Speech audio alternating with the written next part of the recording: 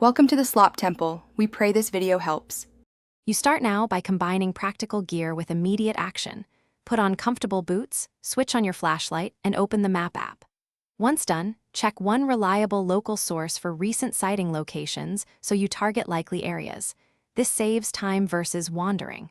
Make sure to set your objective, observe, or document because your behavior and tools change accordingly. Move toward the nearest landmark given by reports, keep notes in your notebook, and mark a safe retreat before you proceed. You continue by shifting into careful fieldwork. Approach quietly, pause frequently, and scan methodically from high ground to low. Once done with an initial sweep, focus on indirect evidence, tracks, disturbed foliage, or small ritual indicators, and photograph them for later comparison. Make sure to alternate vantage points to rule out false positives, and use your notebook to log timestamps and conditions because patterns emerge over multiple visits. If you spot activity, back away slowly and observe from a distance to avoid altering behavior. You finish by validating your evidence.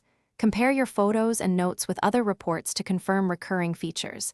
Consistency in place and timing strengthens identification.